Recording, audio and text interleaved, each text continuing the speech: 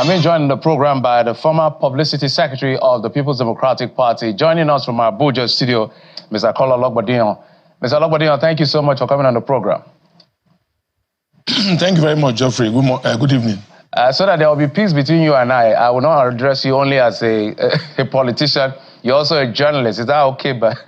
But I'll talk to you as a politician. Just you have defined it properly, not just in politics, but also essentially a journalist. All right. You are my colleague.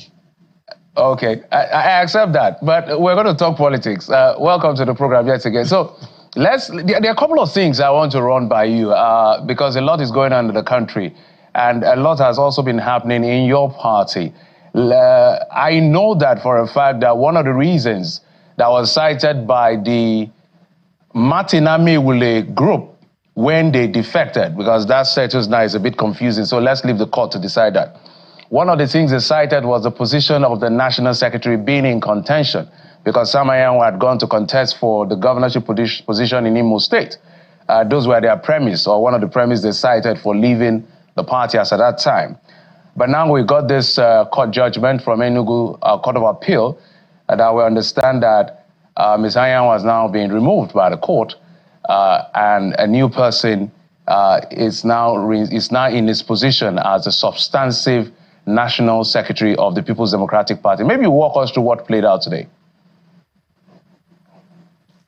Well, I think where the ex-Speaker Amewule team got it wrong was to have drawn the conclusion that there was crisis in the party arising from the issue of secretaryship.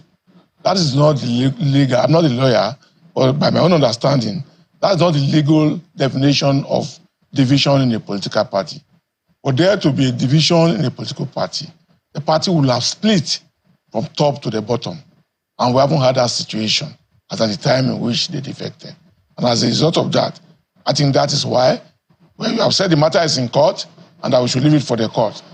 But going to the issue of the decision of the Court of Appeal that happened today, from the account that I've read about the judgment, let me first and foremost, on behalf of those of us who work under the Prince Uche Secondus leadership of the PDP, congratulate the person who has been declared by the court as the authentic secretary, Honorable Ude Okoye. But having said that, I think the issue centered on the fact that the zone from which Ude Okoye comes from presented him to the party as a successor to Sam Dadi, Honorable Sam Anyanwu, having gone to contest the election. But in the wisdom of the leadership of the party, they disagreed and said, having lost the election, he should return back to the seat.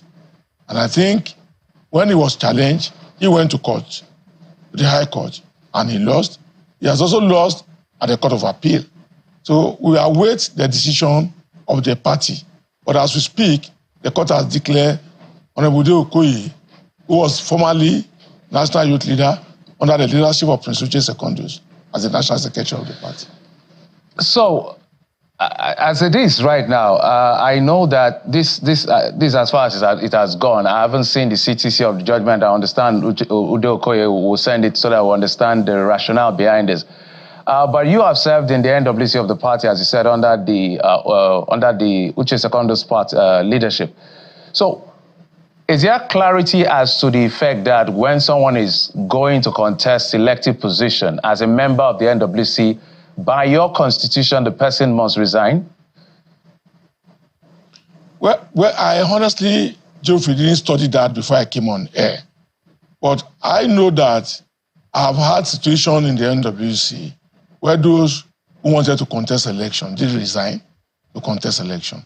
But I do not know, and with all sorts of responsibility, I cannot say that on air. That is the summary of it. But Geoffrey, do we need to go that route? When the court has decided, has taken a decision? No, we're not challenging the court decision, no. We can't. So I think that since the court has taken a decision, my expectation is that as a lawful political party, and I believe that the People's Democratic Party is a lawful political party, it must accept the decision of the court. Because in similar cases, For instance, we have been told to accept the court decision in respect of the demand by the North Central to occupy the position of the national chairman, as provided in 47(6) of the constitution of the party. So the party should not begin to pick and choose the court decisions that it will respect. We believe that the party that we leave behind is a party that respects the judiciary, respects court decisions. So we must abide by it until maybe at a higher level and other court rules otherwise. We're going to continue to say that because I had to run through everything from the 1999 Constitution to the Electoral Act to the Constitution of your own party and to all of this as far as it's concerned. But we're not done with your party. Let's stay with your party for a moment before we get to other national issue. And that is the role that your party has to play. Permit me to say sometimes the inability of your party as the lead opposition, if you allow me to say that, to be able to rise to the occasion to stand as a formidable opposition, just like when the APC was on the flip side, makes the work even difficult even for journalists to be able to piggyback on some of the things that the opposition is saying. And right now, the neck has been postponed. I told you the last time we met that your neck will not hold. You doubted me. The neck indeed did not hold. I don't want to prophesy again, so they don't say I'm prophesying. So what exactly is the position of your party as far as opposition politics is concerned? Because from the Nigerians' point of view, they're not seeing you as formidable as it should be. Honestly, Geoffrey, I will only say that the best way for the opposition is what is now contextually the issue of discussion wherever you go, as in political discussions. And what is that issue? In every political environment that you go now, people are talking about coalition, people are talking about mega party. So I think that we are on a drive towards a situation in which there must be a coalition of all opposition political parties or majority of opposition political parties in a manner that they can come together and create a formidable opposition to the All Progressives Congress. But, Geoffrey, let me also tell you that this does not suggest or presupposes that even within the APC, there is no division. Wherever you go in the country today, the division is very heavy. And it is predicated on the fact that the APC has also failed the nation. And on account of that, people believe that the political class need to further pull together in order to rescue the nation. So while I may not, in sum total, agree with you that the PDP has not been able to present a formidable opposition, but I can also suggest that in line with discussions in the political firmament of our nation today, that there will be a need for coalition or a mega party, by whatever name it is called. I think that the opposition needs to be formidable in order to engage. So in your view, what is going to be the picture of this opposition or this coalition you're talking about? Are there people in your political party that are considering, okay, let me rephrase. Apparently there are people in your political party that are considering this coalition, and I guess there are people that are opposed to this coalition. But if we stand with those who are thinking of a coalition, what is going to be the shape of that coalition? Which party are you guys talking to? Well, as a political party, I don't think the People's Democratic Party, as a political party, is talking to any party. I don't think so, by my own findings. But I also know, or let me say, that does not restrict the fact that there are actors in the political space who are discussing among themselves on the need to bind together. I think I'm not involved in any, but I think that is the picture that one is getting, going by discourse in the political firmament. Do you really think PDP as a standalone party can kick out the APC in 2027, given what is going on? Well, Geoffrey, I've defined it. I've said that politicians, or let me say members of the political class, are discussing among themselves on the need to create a formidable platform that will house the current government. I've said that already. So whether the PDP can on its own house the government of President Ahmed Tinubu is in the realm of contemplation. It's not what you can define today, because election is still about 2 years away. But a journey of 10 miles starts with a step. So if the people in the political class are having such discussions, it's okay. So in your view, by your own assessment from where you sit, to ask the presidency of Bola Tinubu in 2027, it is going to be a very tough battle, because that's how you politicians put it. What exactly is Tinubu doing wrong that the opposition is looking at and say, we're going to cash in on this and get this man, let him just do his 4 years and we're going to get him out of office? Well, I don't understand your position on saying that, I don't know where you are coming from, when you say that, it's going to be difficult to oust the president. I honestly, Geoffrey, I don't understand where you are coming from. No, I'm just speaking plainly. That I said I use the language of the politician. The power of incumbency also plays a key role in all of this. And the fact that your party is not put together, the Labour Party is not put together, it looks like all the opposition, they're just trying to get by. Even if the APC has their own issues, but they seem to be, perhaps because they're empowered, they are covering it stronger than any other person. That is why I'm asking the question. So you can educate me on where I'm wrong. Well, as a political reporter, you have defined the essences as you speak on what the issues are and what the challenges are. But I don't want to subscribe to the notion or to the belief of people who are going around and declaring that there's no vacancy. It's strange. It is funny. If there's no vacancy, why are you going to put money in election? Why are you going to spend money in election or on an election? So, first and foremost, I believe that power resides with the people. There are those who will tell you in Nigeria that power resides with INEC. And President Ahmed Tinubu is the one that will appoint a successor to Mahmoud Yakubu. But notwithstanding, I've always also argued that we've had a situation in this very country where a sitting president appointed an INEC chairman and still lost election.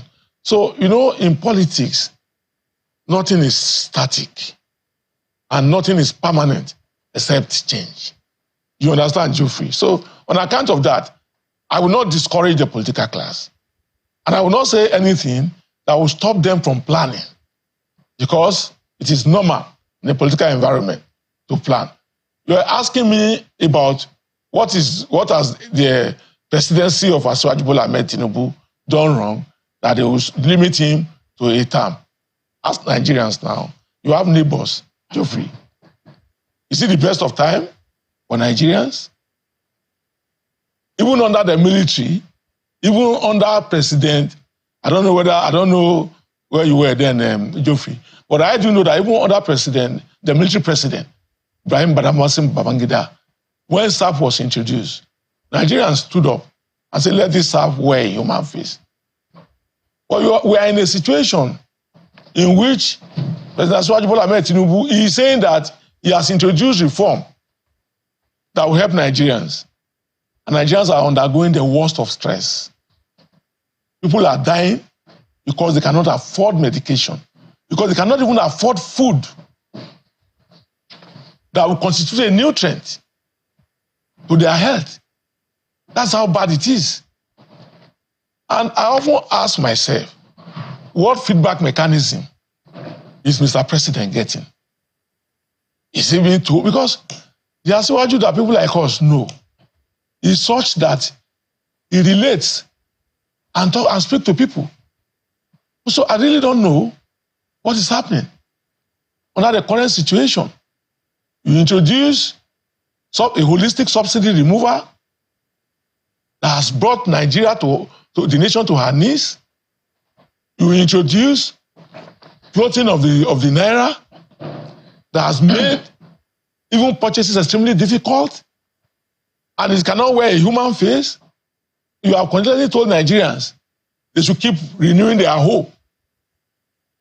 For how many years? It's almost 2 years down the lane, from the first day of assumption of office till today. So it is not about the political class, it's about what the people are saying. And Geoffrey, I believe, as a journalist who also gets involved in feedback mechanism, I know it as a fact that you must have had complaints too. Of course, there are complaints. It's not just that, yeah.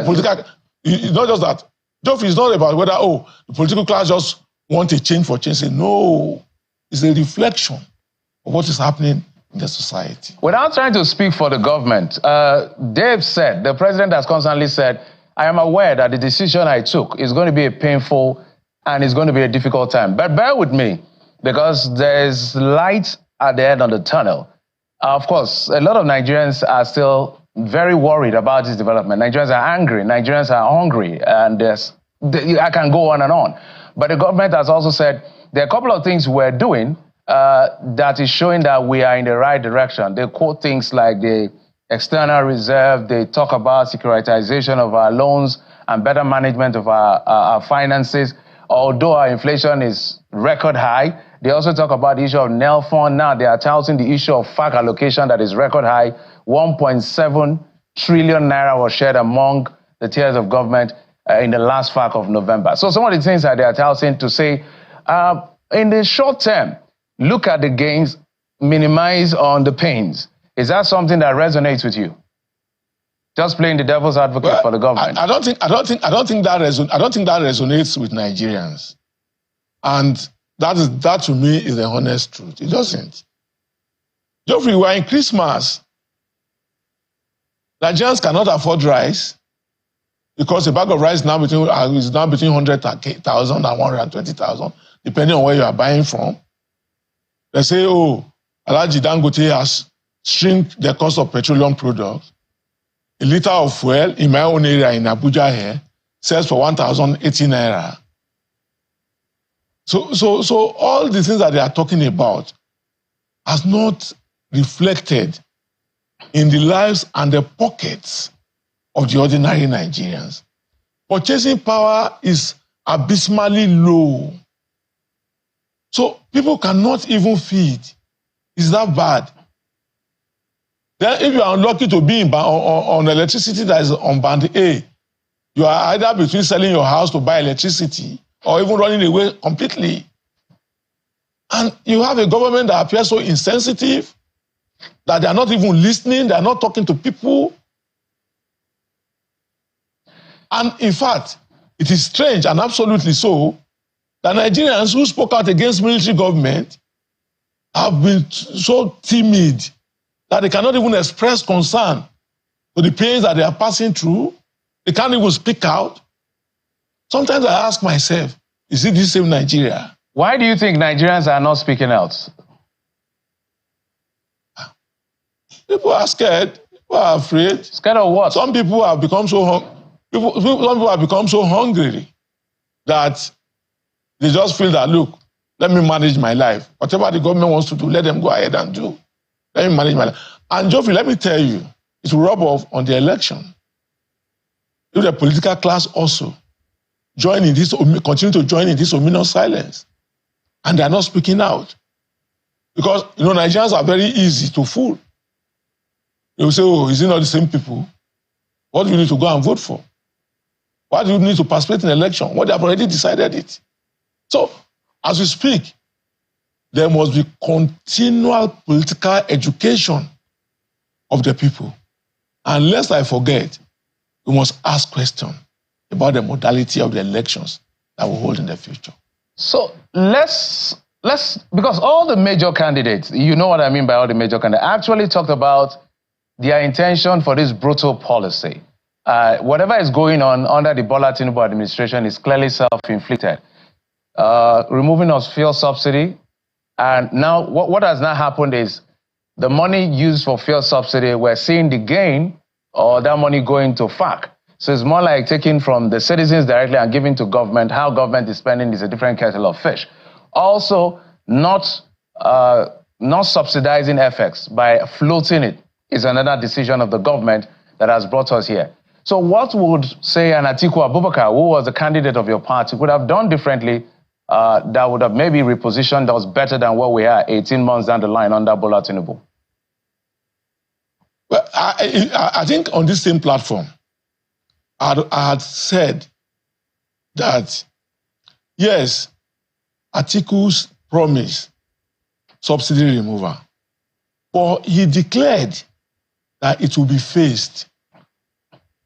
If you go and check his program, or you look back at his interviews, and this is not a defense, this is speaking the truth as it is. He was emphatic about the fact that under the Obasanjo's administration, President Olusegun Obasanjo's administration, that they phased subsidy into 4 different levels. And that before they left office, they have done 2 levels of subsidy removal. And that he will continue with the phasing of the subsidy removal. He said that. He said it in interviews. He never promised a holistic subsidy removal. Look, if you want to wear a shoe and it appears difficult, as you push the foot forward in the shoe, it will get to a point where perhaps you need a shoe horn for adjustment. Those are interventions. I'm not an economist at all, but I understand the economy of sustainability. I understand of the economy of how to stay alive. So if you have a government that appears so insensitive that it doesn't care, it's just concentrating on, oh, I'm doing reform. What is the impact? What is the effect of the reform on the lives of the citizenry? I think that is the issue. And I do not believe that anything is cast in iron that cannot be subject to review. No matter how long a man travels in the wrong direction, the day he discovers it, he must make a U-turn. So if the policy is not reflecting in the lives of the people, you have a duty and a responsibility to re-examine it. So let's piggyback on the budget that was presented. Clearly, the president is not backing down on whatever appeals that has been made, because some people are suggesting that maybe we need to defend the naira, that even big economies like China defends the naira. But if you see where they leave the exchange rate in the new budget, it's clear they are now being realistic as to reflecting the market. So are you also of the opinion that the president should consider looking at not necessarily floating the naira anymore, or just some level of backing so that to support the economy? Is that your position? Because that is the crux of the matter. Beyond fear is the FX. Yes, just some level of review to see the impact of these policies. What I said in the beginning, the feedback mechanism, what you are doing, the policy that you are operating, what is the impact on the lives of Nigerians? Is it positive? Is it negative? If it is negative, how much of it can we review? Nobody is saying that, oh, since these are his dream policies, that he should throw them overboard. No, that's not a position. But the impact of it on the life of the average Nigerian out there is what he needs to review. And because no matter what, this has impact on his administration. This has a huge impact on the perception of even he himself and his administration as well. So as we begin to wind down from where you sit, is the Bola Tinubu government failing or succeeding? That's a straight question. That one has a straight answer. That's what I'm asking you. Go to the streets. Go to the streets. Mr. Kola, I'm asking you. The question is to you. No, Geoffrey, wait now. I'm building it. Okay. I'm building the response. If you tell somebody to go and do voice pop for you on the street as you speak, close to 70 to 80% Nigerians are going to tell you that the administration is failing. And it's a matter of fact. As per the impact in the lives of the people. And what is the essence of government if it does not reflect in good governance in the lives of the people? What's the essence of it? So that is the issue. You know, sometimes when his handlers speak, they speak about hatred. And I always ask myself, what are these people talking about? Come on board. Come and explain the policy. Come and tell Nigerians why the policy goes this way. Come and discuss with Nigerians what the government can do. Let Nigerians tell you too what they think that government can do. Don't just sit on overboard there and think that you are talking down on ordinary Nigerians. Look, Nigerians can be quiet. They can accept any form of thing. But at the end of it all, they will prove themselves. We're going to come back in a moment to that as we begin to wind down. But there's something I will need you to speak to, which has to do with security. Recently, we've seen that the reported incidence of security or attacks has actually reduced from at least reported cases. And this government has seen that as a gain as far as leadership is concerned. But we also saw a report from the MBS saying that over 2 trillion, I had to look at the number to be sure I'm seeing correctly, that 2 trillion naira has been spent as ransom between May 2023, if I'm correct, to April 2024, which is about a year. 2 trillion. That is no longer theft. That is no longer crime. That is an industry in itself. What's your impression? Because I want you to juxtapose the success being touted in terms of attacks and all of that as against this number, this amount of money spent on ransom. The Yoruba people has a way of saying it. Any konlumo. It is he or she that it touches. Who feels it knows it. As we speak, in my own community where I come from in Kogi State, people cannot go farming. They are being kidnapped and ransom is being taken. I have a pathetic case of a friend who came in from the US for the burial of his mother. And an invited guest who was coming to attend that program got killed. And those who survived, they had to pay ransom. As a matter of fact, they demanded a ransom of 150 million naira before it was negotiated downwards. That is the situation we find ourselves in this country. So because I'm not in MBS, I cannot speak to their data on the reality or otherwise of it, but I can speak to what is happening in the environment where I come from, where bandits go to homes, knock on doors, pick councillor, pick members of the society, take them into the bush, collect ransom. It's happening. It's happening. So that is the challenge. So if the MBS, which I don't know, I think it's government-owned, I might be wrong. It's National Bureau of Statistics. It's a government-owned institution, an agency of government. Thank you. Came out and provide an advisory for government on the realities on the ground. But I do not expect that any agency of government, as it was reported, will go after the head of that department. That's totally strange. That's no longer governance. Because what they have done is to provide advisory. They are not a political party, and I don't know whether they subscribe to any political party. All right, Mr. Ologbade, just a couple of one or two before we go. So I'm sure you've seen the 2025 budget. The president has presented it to the joint session of the National Assembly, 49.76 trillion naira, record high in naira terms, not in dollar terms. And they've made several projections, including the controversial line in that assumption that says they hope to push inflation as down the line by 19% from 34, 35, whatever it ends this year, to something around 15%. I'd like your take on that projection, as well as the budget. Well, Geoffrey, I don't know what I would say about the budget. For instance, the budget was presented to a set of choristers. So I don't know whether these are lawmakers who came for the most serious business of the parliament. Appropriation is the most serious business of the parliament. And they ended up standing up and as choristers in a chapel, singing the cognomen of Mr. President. I don't know how serious we want us to take them. Also, I saw the budget, but before the close of this year, we were told that the budget 2023, budget 2024 were running concurrently. Nobody has told us whether the budget 2023, whether the implementation has been completed. Nobody has told us. Oh, they have said now that they are moving the budget 24 into 2025. So a friend of mine said that Nigeria is the only country where everything is dual. From the currency, you have two types of currency. If you go to passport, it's possible you have another type.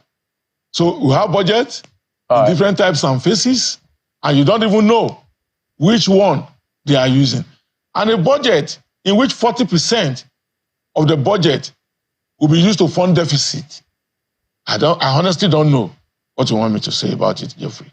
But what I do know, and what I care about, and what I think that the political class must take into serious consideration is the fact that the living condition of Nigerians has become pitiable.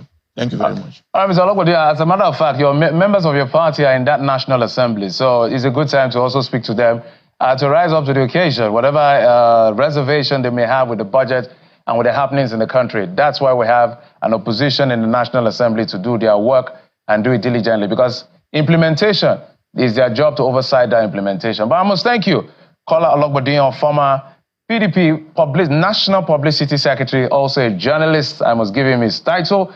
At the end of the day, thank you so much for coming on the program. I appreciate it. Thank you very much, Geoffrey. I appreciate it.